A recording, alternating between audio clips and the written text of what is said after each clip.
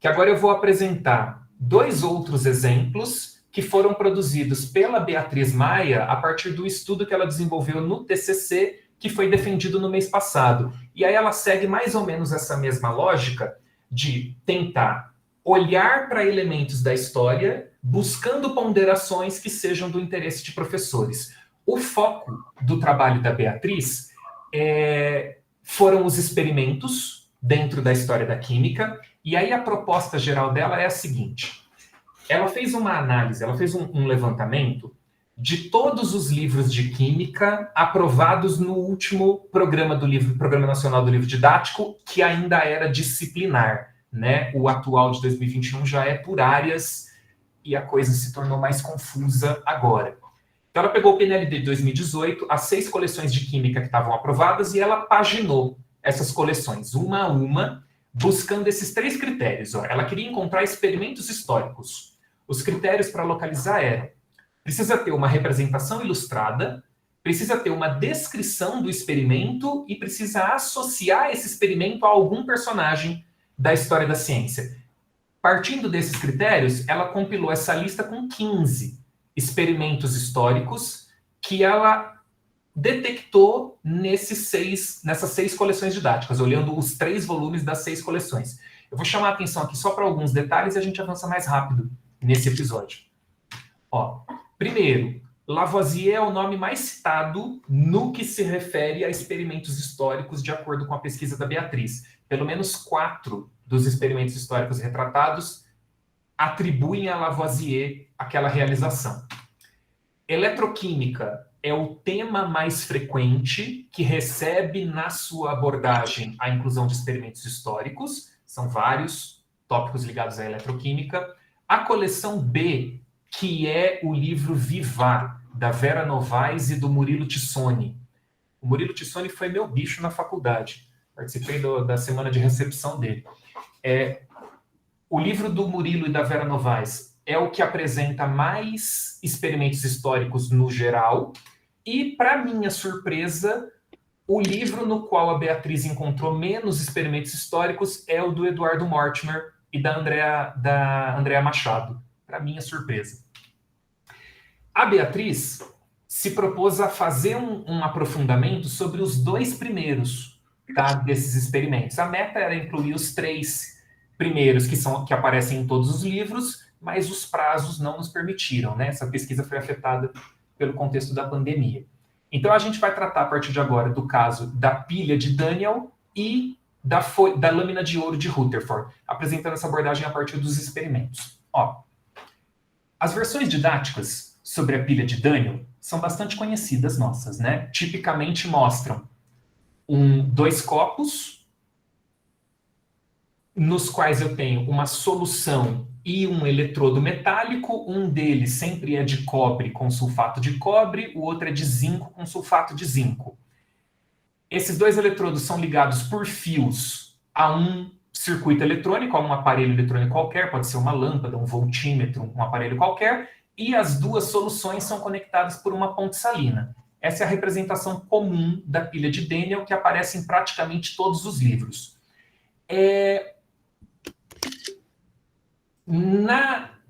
Na coleção F, além dessa representação, a gente achou interessante notar que isso aqui aparece na página 219. 2 páginas antes, aparece uma outra representação dessa pilha que é muito mais semelhante ao original histórico produzido pelo John Daniel do que aquela versão com 2 copos, né? E a diferença fundamental é que a pilha toda é construída dentro de um único recipiente. São cilindros concêntricos, um colocado dentro do outro. A tal da ponte salina não existe no original histórico, né? Só que o livro apresenta essa representação e não faz nenhum comentário sobre ela. Não chama atenção, perde essa oportunidade. A coleção D é a única que mostra uma representação do original, mas também, sem maiores comentários, as explicações todas se concentram no modelo com 2 semicélulas. Tá. Comparando com o experimento original do Daniel, que tipo de modificação a gente percebe? O original dele era assim. Nós temos É tudo construído com cilindros concêntricos. É um cilindro de zinco amalgamado, então é uma liga de zinco e mercúrio, que está dentro de um cilindro no qual tem uma solução de ácido sulfúrico diluído. Depois existe... E esse cilindro no qual está a solução de ácido sulfúrico, ele é feito de um material poroso. Inicialmente, o Daniel usava o tecido do esôfago de boi como material poroso, mas depois ele fez uma substituição, porque isso não resistia à variação de temperatura, ele fez uma substituição por um cilindro de porcelana. E aí a porcelana porosa permitia essa migração dos líquidos entre os dois cilindros, né? Esse cilindro poroso, então, estava circundado de um outro cilindro, que aí esse podia ser feito de cobre ou de qualquer outro material condutor, e dentro dele tinha uma solução de sulfato de cobre e essa partezinha perfurada, ele colocava pedras de sulfato de cobre para garantir que essa solução externa estaria sempre saturada. Então, a carcaça externa, se for feita de cobre, ela é um dos eletrodos. E o eletrodo de zinco no meio é o segundo eletrodo. Esse tipo de arranjo era facilmente conectado em série, né? Então, cada lata dessa é uma pilha de Daniel e você conecta o zinco de uma no cobre da vizinha e produz uma ligação em série. Tem registros de 70 baterias dessa, 70 pilhas dessa conectadas em série, né? Essa pilha do Daniel foi desenvolvida ao longo da década de 1830 e é muito legal porque essa pesquisa da Maíra Costa e do Paulo Porto descrevem como que o Daniel acompanhou e explicou esses desenvolvimentos, esses vários testes para aprimoramento da pilha. Ele explicou esse procedimento num conjunto de cartas que ele mandou para o Michael Faraday no período ali entre 1833 e 1839, há uma série de cartas que depois foram publicadas na forma de artigo e que descrevem as etapas, os testes. O objetivo maior dele era superar limitações da pilha de volta, que já era utilizada, só que ela tinha vários problemas. Usava ácidos fortes, ela não tinha um tempo de duração adequado para um uso prolongado, a diferença de potencial dela caía em pouco tempo. Então, ele queria superar essas limitações da pilha do volta e fez uma série de testes de aprimoramentos diferentes para conseguir fazer isso, né? Ele queria produzir, então, uma fonte de corrente constante. Ele testou vários eletrodos, zinco e prata, vários eletrodos diferentes, até chegar na combinação de zinco e cobre, que os livros didáticos canonizaram, né? Descreve os testes para efeito de temperatura, que levaram à substituição do material, da membrana porosa que fazia a divisão entre as duas células. E o Daniel, ele tinha um viés empreendedor, se é que a gente pode usar esse termo assim de maneira anacrônica, talvez, né? Ele tinha esse viés empreendedor muito realçado, né? Ele tinha um interesse muito grande em dar uso prático, dar uso comercial para essa produção. E o uso encontrado foi nas redes de telégrafos, que estavam se disseminando ali chegando na segunda metade do século XVIII, as redes de telégrafo começaram a se disseminar na Europa, América do Norte, Ásia também, e as pilhas do Daniel foram bastante utilizadas para dar suporte a esses equipamentos. Então, que tipo de consideração didática a Beatriz vai trazer? Primeiro, a pilha do Daniel, ela é muito mais próxima de uma pilha comercial, ela lembra muito mais uma pilha alcalina que a gente usa hoje, do que a pilha química que é apresentada no livro didático de química, né? Essa pilha química que aparece nos livros, ela não lembra nada que existe fora da escola. Ela não tem aplicação fora da escola. Talvez ela facilite a explicação dos fenômenos de redução e de oxidação, mas ela também contribui para a formação da concepção alternativa de que esses processos são independentes um do outro. Já que eles acontecem cada um dentro de uma semicélula, será que eles podem acontecer sozinhos, só a oxidação, sem a redução? Né? Como é que um elétron que está lá num copo sabe que é o momento de sair, né? Que os processos têm que ser simultâneos? Então, isso pode levar a uma série de concepções alternativas que já estão identificadas e descritas na literatura e que simplesmente nos afastam do cotidiano. E o documento histórico nos permitiria essa reaproximação, também valorizando que o Daniel tinha um interesse prático muito grande na produção dessas pilhas. E as pilhas são um dispositivo que tem essa característica, né? O trabalho da Beatriz tenta chamar a atenção para isso. O último exemplo, que eu acho que eu já me alonguei muito nessa fala, é o da lâmina de ouro do Rutherford. E aqui é a mesma coisa. Esse é um experimento comum. Eu sei que a Thaís tem gente trabalhando em história dos modelos atômicos, vão poder nos ajudar a interpretar ainda melhor esses eventos. Mas vamos lá, ó. O experimento da folha de ouro aparece normalmente seguindo esse padrão nos livros didáticos. É uma caixa de chumbo que tem dentro um material radioativo. Esse material radioativo emite partículas alfa que vão interagir com uma lâmina de ouro, uma película bem fina de ouro, e aí existe um detector que normalmente é apresentado como uma chapa fotográfica, ou aqui é um anteparo fluorescente, que normalmente é colocado com esse formato de ferradura, assim, o formato da letra C. A ideia é que o detector ele vai circundar a lâmina de ouro, porque ele permite identificar que a maior parte da radiação passa direto, produz uma mancha grande aqui, alguns feixes sofrem desvios, mas atravessam a folha, e poucos feixes são refletidos pela folha de ouro. Então, o mesmo detector permitiria perceber isso tudo. Isso facilita bastante o processo. Se a gente comparar essas apresentações desses 4 livros aqui, elas são bem parecidas. A única diferença do primeiro é que eles acrescentam uma peça aqui, né? Uma placa de chumbo que atua como colimador, que é a ideia de garantir que só um feixe retilíneo, né? Só essa linha de propagação aqui das partículas alfa é que chegaria até a folha de ouro. Isso tornaria o resultado, a interpretação do resultado mais simples, né? Os outros se esquecem de colocar esse colimador nas representações, mas elas são muito semelhantes. Tem 2 livros nessas coleções do PNLD que apresentam representações diferentes. Ó.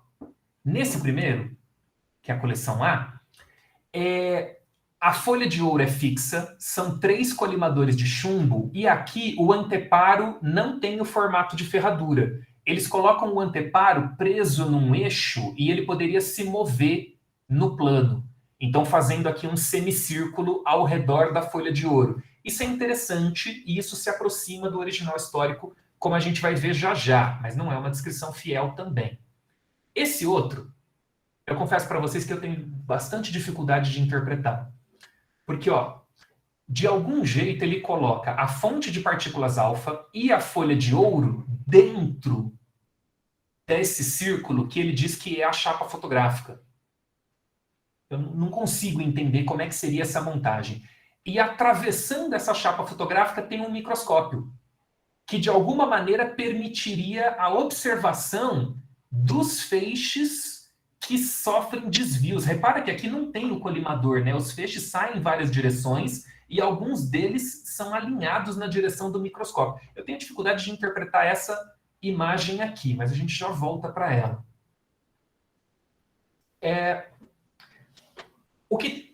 O que a Beatriz localizou? Nesse caso foi mais difícil, porque ela não encontrou um trabalho historiográfico recente que abordasse esses experimentos feitos pelo grupo do Rutherford, dando alertas para professores. Então, nesse caso, ela mergulhou nos originais.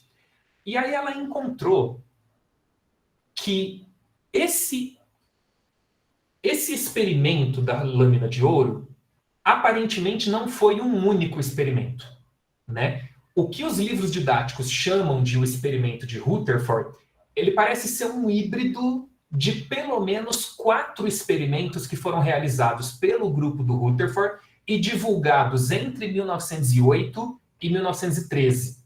Eu vou chamar a atenção para alguns detalhes desses experimentos, depois a gente junta eles todos e recompara. Ó, esse primeiro foi publicado pelo Hans Geiger, né, Johannes Geiger, que trabalhava no grupo do Rutherford, mas não era propriamente um aluno, ele já era doutor, o doutorado dele foi orientado por outra pessoa, Ele era um pesquisador associado.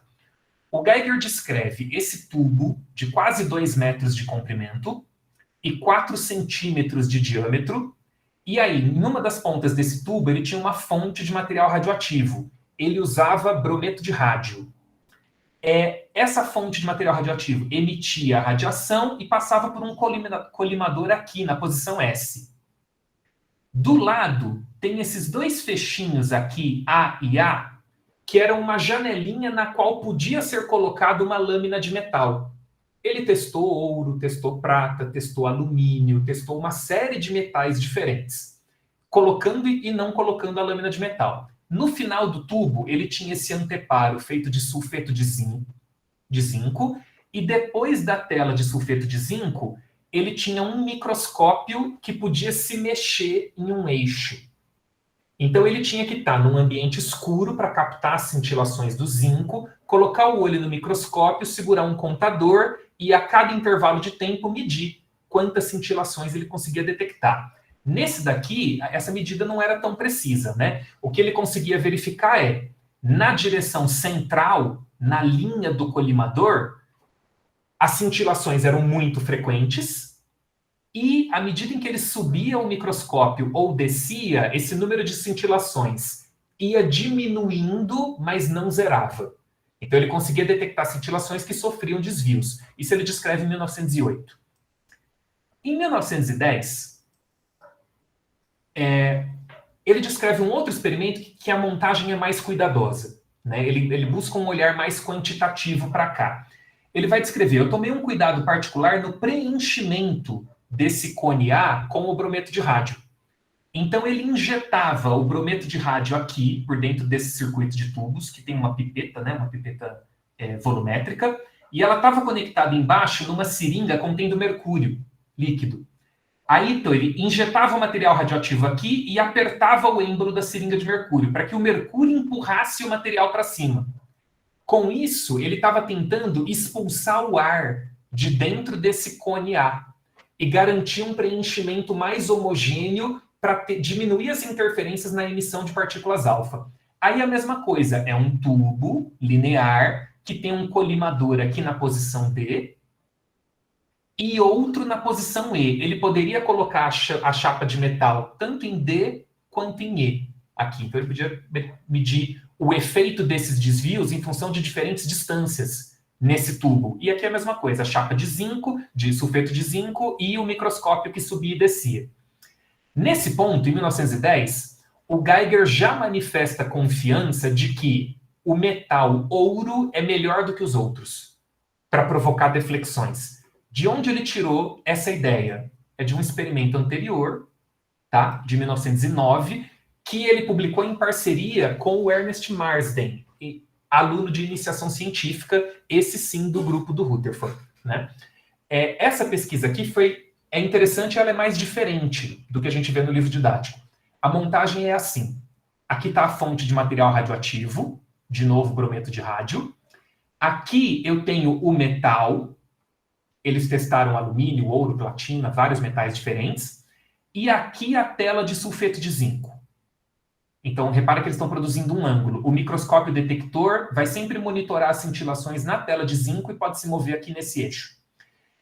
A ideia aqui é colocar o colimador de chumbo como um obstáculo, como uma parede, para garantir que as cintilações na placa de sulfeto de zinco só podem ocorrer se alguma partícula for refletida pelo metal. Se alguma partícula seguir essa trajetória que bate e volta. Então, eles estão desprezando todas as partículas que atravessam, só se interessam pelas refletidas. E aqui eles calcularam o grau de reflexão de vários metais diferentes e concluíram que o ouro era o melhor. Isso foi utilizado em experimentos. Tá bom. Por último, esse experimento aqui é de 1913 e eu acho que ele é o mais parecido com o que aparece nos livros didáticos. A montagem é assim. É uma mesa de tampo circular cujo tampo gira. Tá? O tampo da mesa tem a liberdade de girar no plano horizontal. Então, é uma mesa que tem uma junta cônica com o pé da mesa aqui. E aí, então, no pé da mesa está conectado um sistema que tem essas partes que são fixas. Aqui, F é a folha de ouro, aqui já se usava o ouro, estamos em 1913. R é a caixa de chumbo e D é o diafragma, né? É o colimador que garante a emissão linear aqui das partículas. Isso aqui é fixo. Todo o resto do conjunto está fixado no tampo da mesa, portanto pode girar no plano horizontal. Então aqui eu tenho um microscópio conectado numa caixa, nessa caixa B, que é como se fosse um vaso. Todo esse sistema aqui dentro está sob vácuo e esse microscópio pode girar. Então a posição da folha e da fonte de radiação é fixa, o detector é que gira ao redor dela. Tá? Esse eu acho que é o experimento mais parecido com o que está descrito no livro didático, mas a gente percebe que nenhum deles é exatamente como aparece no livro didático. O mais interessante dessa história é que os livros todos sugerem que a realização desse experimento levou à proposição do modelo de Rutherford. Só que o modelo de Rutherford está apresentado nesse artigo, né, nessa comunicação, que foi feita em 1911. Antes, portanto, desse último experimento.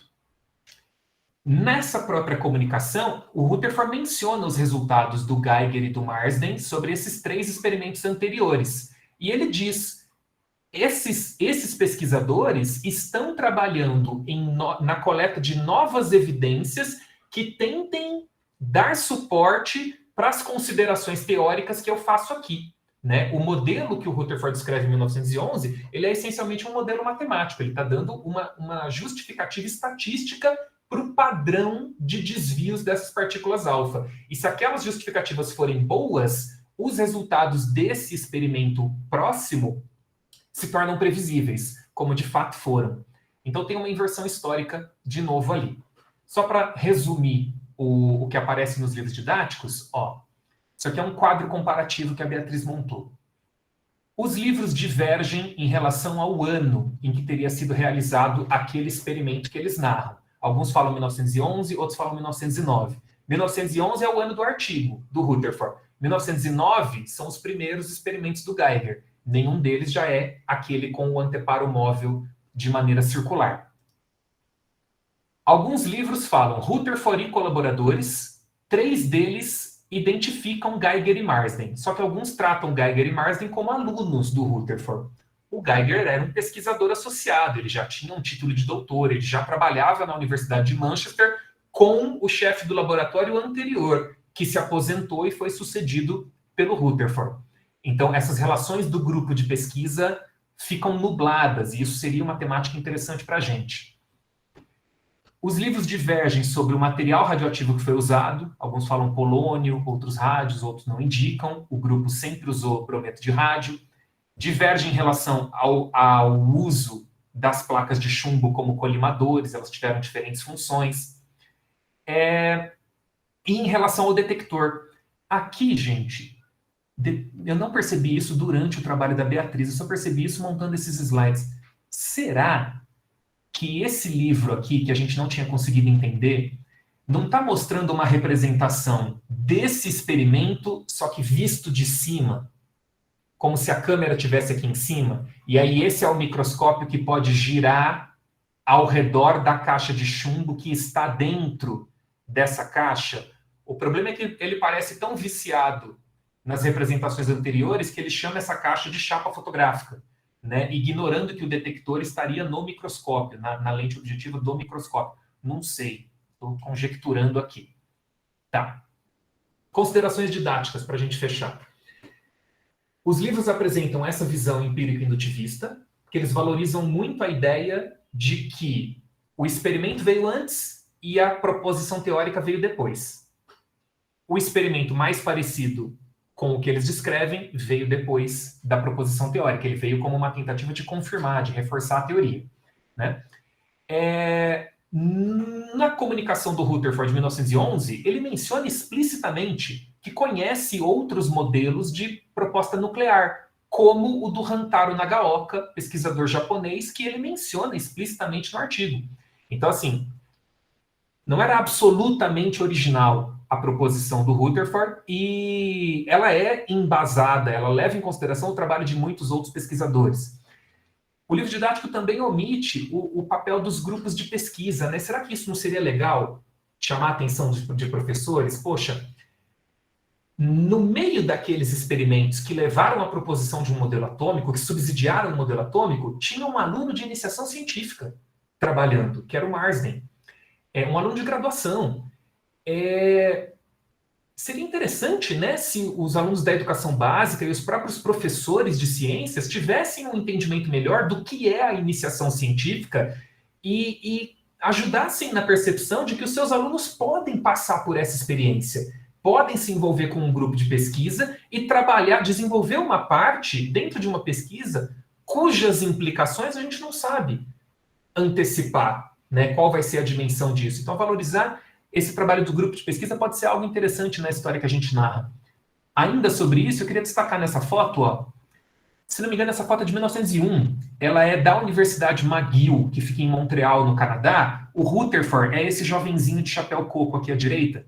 Ele era um jovem professor, recém-contratado, antes dele voltar para os Estados Unidos, né? Ele já tinha concluído o doutorado dele, antes dele voltar para a Inglaterra. E no grupo de pesquisa que ele começa a montar nessa universidade canadense, tem aqui essa moça, né, essa senhorita no meio da foto, que é a Harriet Brooks. A Harriet Brooks é uma personagem negligenciada na história da ciência, é uma mulher que estava envolvida num grupo de físicos, que teve contribuições no desenvolvimento de pesquisas em eletromagnetismo e em radioatividade, que ajudou o grupo do Rutherford a consolidar um entendimento sobre os fenômenos radioativos, a ideia de decaimento. O trabalho dela tem até alguma conexão com o isolamento do elemento radônio.